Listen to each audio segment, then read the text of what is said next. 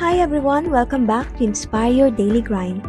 My name is Aljen and today we will talk about resilience, the courage to rise after every fall.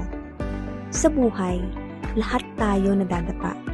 Pero ang tunay na lakas ay hindi pag-iwas sa pagkakamali, kundi sa kakayahang bumangon muli. Failure is not the opposite of success, but it's part of it. Kapag nadapa ka, huwag mong isipin na tapos na. Isipin mo na nagsisimula ka ulit, mas matalino at mas matatag. Because every setback is a setup for a comeback. Ang bawat pagkakamali ay aral na magdadala sa iyo sa mas mataas na level. I've faced moments when I felt defeated. And at times, I question my worth. Pero sa bawat pagbagsak, natutunan kong hindi ako nag-iisa. Because resilience is built in the grind. At sa bawat pagkakataon na bumangon ako, mas lumalakas ang tiwala ko sa sarili. Ganon din sa'yo.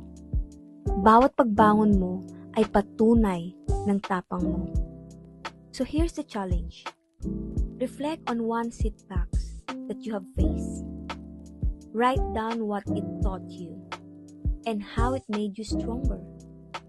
Kung may takot ka pa rin, tandaan mo, courage is not the absence of fear, but it's moving forward despite it.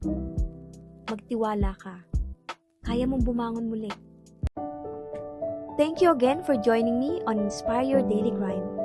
My name is Aljen, and remember, falling is part of the journey, but rising is proof of your strength. So kung may kakilala kang nangangailangan ng encouragement, share this episode with them. Together, we rise one grind at a time.